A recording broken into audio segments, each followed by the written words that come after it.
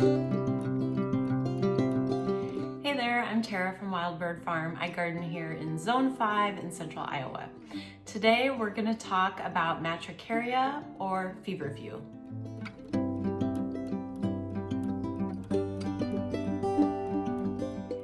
If you watch my Hardy Annual or Cool Flowers video a few back, I mentioned that I wasn't planning to start any Feverfew this year.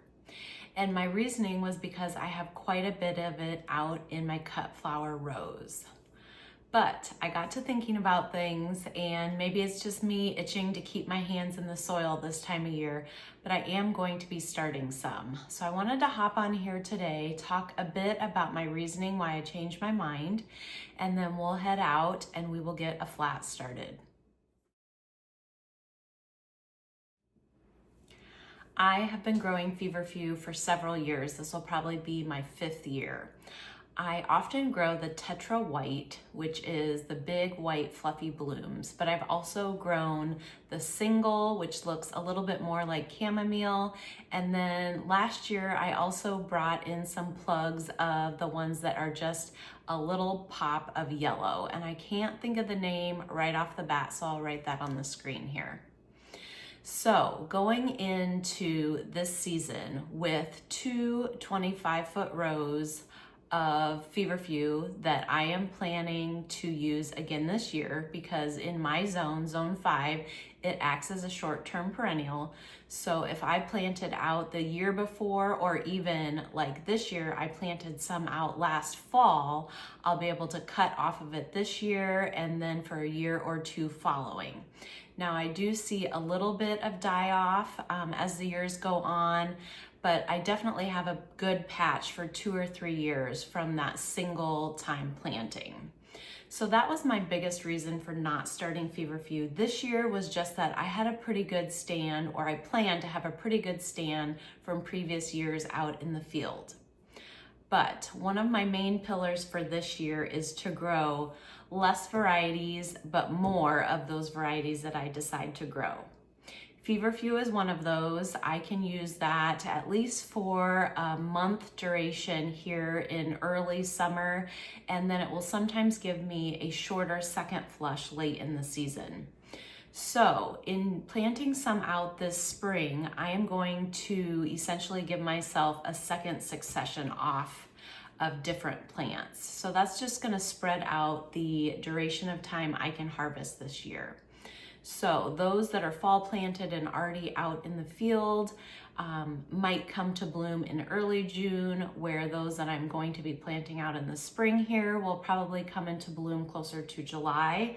That's really going to spread out the time that I can use it, the time that I can harvest from different plants. So that is really my biggest reasoning. One, I want to have plenty of the plants I am growing. I do a lot of market bouquets, so it's a lot easier to go down one row of a single plant and put together a bouquet formula rather than grabbing, like I have in past years, a little bit of white Feverfew, a little bit of agrostemma, a little bit of something else that could fill that gap. So I'm trying to do more volume of less plants, if that makes more sense. And then just the reasoning that I am going to create a second good harvest for myself, a second succession by planting this spring. So those are my reasonings, but I did change my mind when I really got serious with myself about bulking up the amount of plants I have of certain varieties. Now to run through the varieties. For several years, I have been growing, I always forget the names of these. I am growing the Tetra White Feverfew. I've always gotten the seeds from Johnny's. These are relatively easy to start from seed, I've found, and I have quite a bit of this out in the field. Last year, I also brought in some plugs. I believe it was a 128 tray, and those were the Vegmo single. So we'll have those to look forward to this year. And then I also have some magic single seeds that we're gonna start. And then I also have from GeoSeed the Vegmo Snow, and these are the ones that barely have any yellow. They're just like a white puff. I tried to grow these early on and they were too short. really for wrap bouquets. But it's been a few years, so I'm gonna start some of these today as well. All right, I think we are ready to head outside. Okay, out in the shop. As you can see right now, this is a multi-purpose space. We're working on some dedicated space for all the workout equipment for my family, but for right now, we're all sharing this side, which will eventually be my seed and plant side. All right, now I lightly moisten my potting soil, not to dripping wet, but just a nice moist consistency. And then light aids in germination for Feverfew. So I want to make sure each cell tray is filled nicely with soil, because we're just gonna lay those seeds right on top. So I kind of did my initial filling, but then I'm gonna go through, lightly tamp down the cells and make sure they are full. Now, if you missed my video earlier, I think it was early January, I am trying my own seed starting mix this year. So far, so good. In past years, sometimes I have gotten a little bit of kind of green algae type stuff on top, or just where the soil gets to where it gets a little bit too damp and then it doesn't really look healthy. And then sometimes you have some dampening off of your plants. So far, so good. I haven't seen any of that. Now we're still in the early days, but if you want, if you're interested in making your own, I will link that video down below. Now, the one thing I didn't do is I didn't get a sieve to really sift out some of the tiny branches and such. So I have had to go back through and kind of pull those out as I'm seeding. If the mix continues to work well, I will get myself a sifter, because that would save me a little bit of time as I'm filling up the trays. Scratch in a little bit closer. Now I am using a 128 cell tray. I have also grown Feverfew in the 72 size plugs, and both of those I would say work quite well. Now I am going to start with the geo seed that I have left, because these are pelleted seeds and they don't generally last quite as long. You usually want to use those up in the first year you have them. You can see they're absolutely tiny. If you use the toothpick and water method, Feverfew is a good one to use for that because they are tiny. Now I will say, if I get 2 or even 3 in a cell, especially if I was using a 72 cell size, and both of those plants come up, I am going to let them grow, because out in the production rows, they grow together kind of in a big mass anyway, and you'll just get taller stems if they're pretty close together.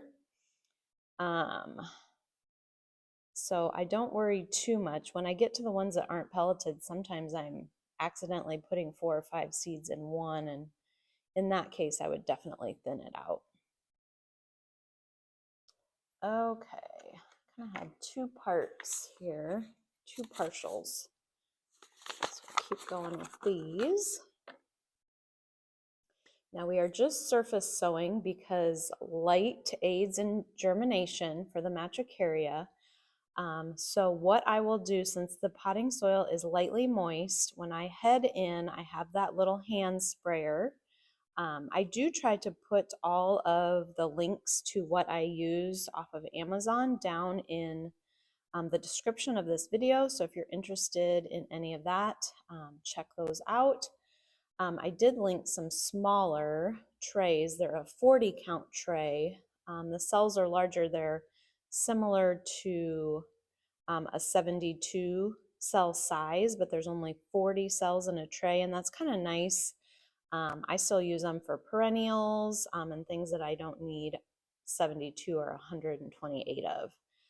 So if you're interested in that, those are linked. But as I was saying, I will just take, let's see, almost finished that row. I will take this flat in, just lightly mist it, just to pretty much start to break the seed coat of the ones that were pelleted and give the others good contact with the soil. And then I won't be doing much else. I'll put a humidity dome over the top, and then this will sit under grow lights since the light will help it germinate. And then once I see a good amount of germination, I will take that humidity dome off. Now, as you can see with these, much smaller and a little bit trickier to get a small amount in each cell. So far I'm doing 2 to 3. We'll see if, no, that one got more. We'll see if I can keep it up. Now I do, being in zone 5, I really like to start these in July and let them grow on for a couple months and then plant them out sometime in September. Even mid-September is early enough for me here. Just depends what you have going on. If you have more time in the spring or right now like in late winter, or if you have a little bit more time in the autumn and it's hardy to your zone, that's a great idea to do that. I think for this, these are the magic singles. We're just going to stick with this, and then I will have some seeds left over. How is the weather where you're at? Yesterday was beautiful. It was 50 and it wasn't windy here for once. Now today the wind is howling out there again. I think the high might be 30 something, but then we're going to drop down to 16 at night for the foreseeable future. So I will need to take, if you can see just in the corner, a whole pile of frost cloth that I had brought in here because I haven't had to have it covered in the hoop house for about a week now, but I will definitely need to get that taken back out. All right, so we have this flat seeded. I will lightly spray it, humidity dome. It'll go under lights until I see germination, and then we are going to grow this on. Let's see, it's early February. I will grow this on planting for about 6 weeks, and then these will get planted out about a month before my last frost if the weather is mild. Otherwise, I will just continue to hold them in the tray, and we can push it to maybe just within 2 weeks of our last frost here. One more thing I wanted to mention when we were inside, and I forgot. One other thing I'm going to be trying this summer is to be multiplying my feverfew by taking cuttings. And I've read that it saves about 6 to 8 weeks. So if we are just starting seed now and they need that long to get to where you can plant them out into the field, if you wait until after your first harvest, you go through that row and you take some cuttings and you plant those up, they root pretty quickly, and then you can plant them directly in your field, and you're going to get another succession yet that year. And even in my climate, if I don't get another succession, I will have that many plants for the following year. So if you are interested in maybe trying to take some feverfew or matricaria from cuttings, be sure to subscribe to my channel because we're going to try doing that probably in the late June, July timeframe here this year. Thanks for joining me today. Let me know if you grow feverfew and what your favorite variety is down in the comments below so we can all read those and try some new varieties. Until next time.